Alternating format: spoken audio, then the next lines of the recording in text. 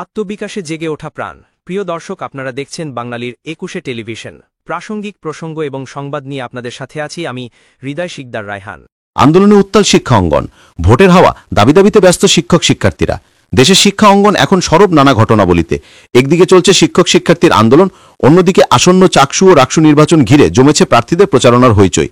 রাজধানী ঢাকায় এমপিওভুক্ত শিক্ষকদের আন্দোলন ক্রমেই তীব্র আকার ধারণ করেছে। জাতীয় প্রেসক্লাব থেকে শহীদ মিনার পর্যন্ত টানা অবস্থান কর্মসূচিতে হাজারো শিক্ষক এক দফা দাবিতে পূর্ণাঙ্গ জাতীয়করণ ও বেতন বৈষম্য নিরসনের জন্য রাজপথে অবস্থান নিয়েছেন। এই আন্দোলনে সংহতি জানিয়েছেন ঢাকা বিশ্ববিদ্যালয়ের শিক্ষার্থী ও সাবেক ডাকসু নেতারা, যারা শিক্ষক সমাজের ন্যায্য দাবি দ্রুত বাস্তবায়নের আহ্বান জানিয়েছেন। এদিকে রাজধানীর বিভিন্ন শিক্ষা প্রতিষ্ঠানে চলছে চাকসু ও রাকসু নির্বাচন নিয়ে প্রচারণার ব্যস্ততা। ভোটের মাত্র একদিন আগে প্রার্থীরা ভোটার টানতে মরিয়া হয়ে উঠেছেন। পোস্টার, লিফলেট, মিছিল ও স্লোগানে মুখর পুরো ক্যাম্পাস। বিশেষ করে রাকসু প্রার্থীরা ব্যতিক্রমধর্মী প্রচারণা ও সাংস্কৃতিক আয়োজনের মাধ্যমে শিক্ষার্থীদের আকৃষ্ট করার চেষ্টা করছেন। চাকসু নির্বাচন অনুষ্ঠিত হবে 15 অক্টোবর বুধবার, আর রাকসু ভোট 16 অক্টোবর বৃহস্পতিবার অনুষ্ঠিত হবে। অন্যদিকে রাজধানীতে আরও দুটি আন্দোলন দৃষ্টি কেড়েছে। 7 কলেজের শিক্ষার্থীরা অধ্যাদেশ জারির দাবিতে আন্দোলন শেষে সচিবালয় বৈঠকে অংশ নিয়ে সরকারের আশ্বাসে আনন্দ প্রকাশ করেছেন। আর নিয়োগ বঞ্চিত চাকরি প্রত্যাশীরাও এনটিআরসিএ ভবনে অবস্থান কর্মসূচি শেষে চেয়ারম্যানের সঙ্গে বৈঠক করে দাবি মেনে নেওয়ায় উল্লাসে ফেটে পড়েন। শিক্ষক, শিক্ষার্থী ও চাকরি প্রত্যাশীদের এই ধারাবাহিক আন্দোলন দেশের শিক্ষা ও প্রশাসনিক কাঠামোর ন্যায় বিচার ও স্বচ্ছতার দাবিকে নতুনভাবে সামনে নিয়ে এসেছে। অন্যদিকে চাকসু ও রাকসু নির্বাচন শিক্ষাঙ্গনে নতুন নেতৃত্ব গঠনের বার্তা দিচ্ছে, যা শিক্ষার পরিবেশে গণতন্ত্র ও অংশগ্রহণের সংস্কৃতি ফিরিয়ে আনার সুযোগ তৈরি করছে। একদিকে দাবির আন্দোলন, অন্যদিকে ভোটের উৎসব। সব মিলিয়ে রাজধানী জুড়ে এখন শিক্ষা অঙ্গন আন্দোলন ও উদ্দীপনার দ্বৈত ছন্দে মুখর। সবাই আশা করছে এই আন্দোলন ও নির্বাচন মিলেই দেশের শিক্ষাক্ষেত্রে একটি পজিটিভ পরিবর্তনের সূচনা ঘটাবে। প্রিয় দর্শক, বিস্তারিত দেখুন বাঙালির ২১ টেলিভিশন সংবাদে। যে আনাগোনা সেটি তৈরি হয়েছেন এবং এই নির্বাচনে বেশ কয়েকটি প্যানেল, যারা বড় প্যানেল, আসলে আমরা যদি জানিয়ে রাখি শিবির এবং ছাত্রদলের যে প্যানেল রয়েছে সেটি, পাশাপাশি বাম সংগঠনের যারা রয়েছেন তাদেরও বেশ বড় একটি প্যানেল আসলে আমরা লক্ষ্য করেছি এবং তারা এই নির্বাচনে আসলে সকলেই জয়ের ব্যাপারে আশাবাদী এবং তারা বলছেন তাদের প্যানেল সেরা, এমনটি আসলে বিভিন্নভাবে বলার চেষ্টা করছিলেন এবং সকলেই নিজেদের প্যানেলের পক্ষেই ভোট চাচ্ছেন। এবং প্রতিটা প্যানেলের যে নেতাকর্মী রয়েছেন তারা আসলে যেমনটি বলছেন যে প্রার্থীদের, ভোটারদের উচিত আসলে কোনো প্যানেলকে দেখে নয়, তাদের উচিত মূলত প্রার্থীদের যোগ্যতা দেখে এবং প্রার্থীদের দেখে ভোট দিতে হবে, এমনটি আসলে তারা বলছেন এবং প্রার্থীদের দেখেই মূলত ভোট দেওয়ার অনুরোধ জানাচ্ছেন ছাত্র শিবির এবং ছাত্র দলের যে প্যানেল রয়েছে তারা। এবং ঠিক যদি দেখানোর চেষ্টা করি, এই জায়গায় মূলত এই স্টেশনে আর অল্প কিছুক্ষণের মধ্যেই শাটল ট্রেন আসবে, যেটি ক্যাম্পাসের থেকে শহরের দিকে অভিমুখে রওনা হবে এবং সেই শাটল ট্রেনের অপেক্ষায় রয়েছে শিক্ষার্থীরা।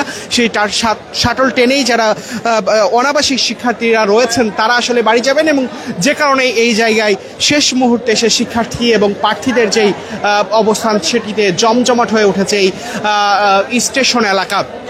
এবং ঠিক আগামীকাল প্রার্থীরা কোনো ধরনের প্রচারণা চালাতে পারবে না। এরপরই আসলে 15 অক্টোবর যে চাকসু নির্বাচন, বহুল কাঙ্ক্ষিত যে চাকসু নির্বাচন সেটি অনুষ্ঠিত হতে যাচ্ছে।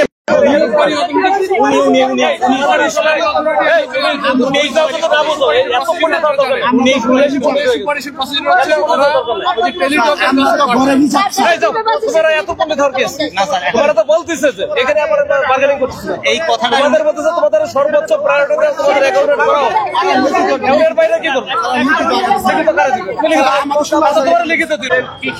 আমাদেরকে আশ্বস্ত করেছেন, উনি মৌখিক ভাবে স্যারকে বলেছে, আমরা স্যারকে আমাকে বলে দিচ্ছি স্যার আমরা লিখিত আকারে প্রকাশ করে প্রজ্ঞাপন দিলে আমরা চলে যাব, এটা আমাদের শেষ দাবি স্যার। আমি একটা কথা বলতে চাই, এক মিনিট কথা বলতে চাই।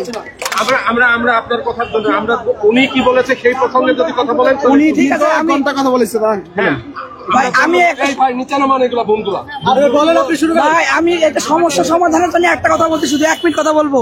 এই সমস্যাটা সমাধান হবে আমাদের যদি শিক্ষা সচিব ম্যাম, শিক্ষা উপদেষ্টা ম্যাম এবং আমাদের 2 জন প্রতিনিধি এবং আমিনুল স্যার ওদের এনটিআরসির এই 4 জন এবং ডিসু মাথুর স্যার, এই 5 জন যদি আমরা যদি সবাই মিলি ফিটিং করে তাহলে আমাদের সমস্যার সমাধান হবে, আর কোনো ঝামেলা নেই। এটা তারা আমাদেরকে বলেছে, বাবা বলো তো 6000 ইমেল 2 দিনে তুমি করে শেষ করতে পারবা? তাদের জনগণ সংকট রয়েছে, তারা চেয়েছিল 2 জন দিয়ে 2 জন দেখতে এখানে নিয়োগ করে ইমেলগুলো করাবে, কিন্তু তারা আমাদের কনসার্ন দেখে আমরা যে বেশি তারা ঠিক করে 5 জন জনবল সেখানে নিয়োগ করেছে এবং তারা সেই ধাপটা হচ্ছে সবচেয়ে বেশি লং ডিউরেশন ফেজ, এবং পরবর্তী ধাপগুলো খুবই কম সময়ে 2 দিনের মধ্যে বা 3 দিন বা সর্বোচ্চ 4 দিনের মধ্যে অনেক ধাপ শেষ হয়ে যাবে। এখন লাস্ট যে ধাপটার কথা বললো, উপদেষ্টা পরিষদে এটা পাস হওয়া এবং রাষ্ট্রপতির সিগনেচারের মাধ্যমে অধ্যাদেশ হয়ে যাওয়া, এই ধাপটা হচ্ছে আরেকটা হচ্ছে বড় ধাপ, কিন্তু বর্তমান ধাপের চেয়ে অনেকটাই ছোট। তো আমরা তার কাছ থেকে আলটিমেটলি যে জিনিসটা জানতে চাইলাম যে স্যার, আমরা যদি পার্সেন্টেজ হিসাব করি আমাদের অধ্যাদেশ হওয়ার কাজ কতটুকু হয়েছে, তিনি বললেন এই লং ফেজটা যদি হয়ে যায়, এই লং ফেজটা হয়ে গেলে তুমি ধরে নিও তোমার 80% অধ্যাদেশের কাজ হয়ে গেছে। ভাই আমাদের বিবৃতি ওয়েট করেন, আমাদের বিবৃতি জন্য ওয়েট করেন ভাই। কথা বলেন ভাই, কথা বলেন দে ভাই। কোন ভাই এটা করতে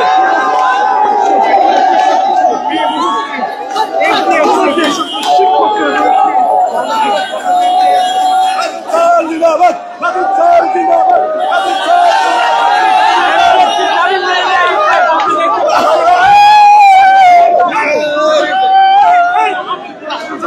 দর্শক আপনারা দেখতে পাচ্ছেন ঠিক এই মুহূর্তে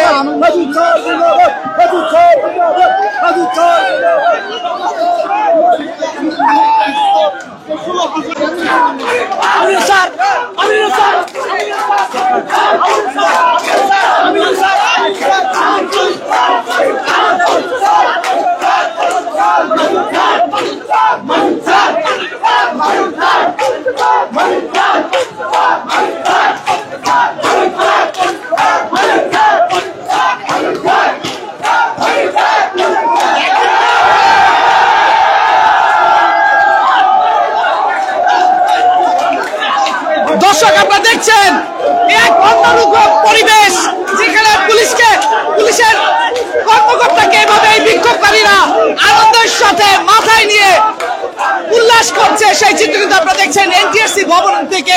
তবে এমনটি কিন্তু তার নির্দেশনা দিয়েছেন, এবং সবকিছু মিলিয়ে যে রাজশাহী বিশ্ববিদ্যালয় কেন্দ্রীয় ছাত্র সংসদ রাকসু নির্বাচন ঘিরে যেমনটি আসলে আজকে জানানো হয়েছে যে 2000 পুলিশ এবং 18 প্লাটুন বিজিবি এবং র্যাব সদস্যরা মোতায়েন থাকবে। অর্থাৎ রাকসু নির্বাচন এর আগে যখন দুর্গাপূজার ঘটনাকে কেন্দ্র করে কিন্তু পরবর্তীতে 25 সেপ্টেম্বর পরিবর্তে কিন্তু 16 অক্টোবর দুর্গাপূজার জন্যই কিন্তু রাকসু নির্বাচন পেছনে, এবং সেখানে কিন্তু পক্ষে বিপক্ষে অনেক ধরনের যুক্তি থাকে, তবুও কিন্তু এই মুহূর্তে যেমনটি আসলে পরিবেশ দেখছি যে রাকসু নির্বাচনকে সামনে রেখে শিক্ষার্থীদের মধ্যে যে উৎসব উদ্দীপনা সেটি কিন্তু দেখা যাচ্ছে। এবং শুক্রবারের দিনটিও, যে গত শুক্রবার গিয়েছে সেই শুক্রবারের দিনটিও কিন্তু আমরা দেখেছি যে সেখানে শিক্ষার্থীদের যে আনাগোনা সেটি কিন্তু তুলনামূলকভাবে অনেক বেশি দেখা গিয়েছে, এবং শিক্ষার্থীরা কিন্তু তাদের পছন্দের যে প্রার্থী সেই প্রার্থীকে ভোট দেওয়ার জন্য তারা কিন্তু উন্মুখ হয়ে আছেন, এবং একই সাথে আগামী দিনে ছাত্র প্রতিনিধি হিসেবে কে আসবেন সেটি কিন্তু তারা কিন্তু চয়েস করবেন সেখান থেকে।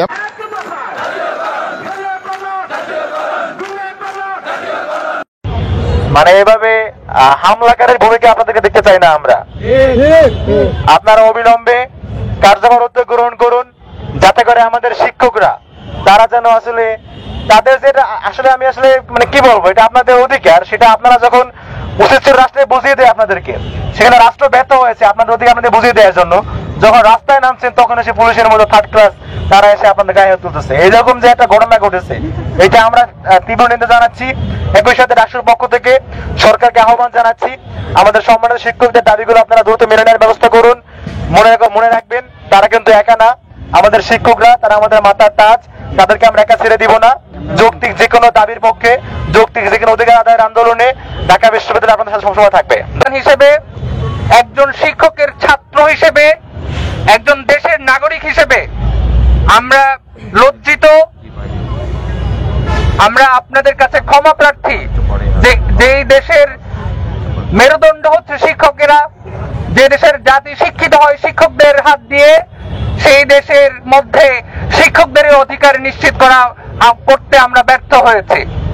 আমি একটু ক্লিয়ার করতে চাই, এখানে যারা শিক্ষক ছাড়া আমরা এখানে যারা আছে অনেকের কাছে বিষয়টাই স্পষ্ট না যে আমরা যেই দেশের জাতি গড়ে ওঠে শিক্ষকদের অক্লান্ত পরিশ্রমের মধ্য দিয়ে, সেই শিক্ষকদের বাসা ভাড়া দেওয়া হয়ে থাকে কেবলমাত্র 1000 টাকা। সেটা যে একেবারে লোয়ার স্কেলে আছে 12,000 টাকায়ও যে জব করে তাকেও 1000 টাকা টাকা দেওয়া হয়, যে প্রিন্সিপাল পোস্টে আছে তাকেও বাসা ভাড়া 1000 টাকাই দেওয়া হয়।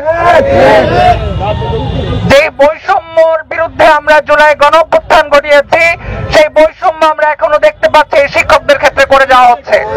এসে হাজির হয়েছেন আপনাদের দাবির সাথে আমরা ঢাকা বিশ্ববিদ্যালয়ের শিক্ষার্থী সংহতি প্রকাশ করছি। দিচ্ছেন এবং সেই সাথে বিভিন্ন প্রতিশ্রুতি দিচ্ছেন এবং তারা জানাচ্ছেন যে আসলে তার স্ত্রীকে নিয়ে তারা প্রচারণা করছেন এবং এই মুহূর্তে আমরা দেখানোর চেষ্টা করছি যে তাদের প্রচারণাটি। এবং এই মুহূর্তে আমরা জানিয়ে রাখি যে রাজশাহী বিশ্ববিদ্যালয়ের পরিবহন মার্কেটে আমরা অবস্থান করছি এবং সেই সাথে পরিবহন মার্কেটে উৎসবের যে আমেজ, সেই আমেজ আমরা দেখতে পাচ্ছি। আমরা আরও একজনকে দেখতে পেয়েছি যে এখানেও কিন্তু তারা প্রচারণা করছেন। আমরা জেনেছি তারাও কিন্তু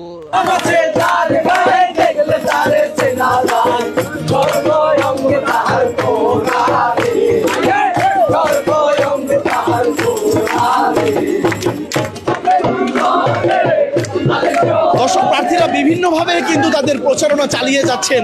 চট্টগ্রাম বিশ্ববিদ্যালয়ের যে স্টেশন রয়েছে সেই স্টেশনে এবং লিফলেট বিতরণের পাশাপাশি তারা কুশলাদি বিনিময় করছেন তার শিক্ষার্থীদের সাথে এবং প্রার্থীরা সবাই কিন্তু এই মুহূর্তে ব্যস্ত। এখানে দেখা যাচ্ছে যে বিভিন্ন প্যানেল থেকে বিভিন্ন প্রার্থীরা তাদের ব্যানার টাঙিয়ে কিন্তু প্রচারণা করছেন।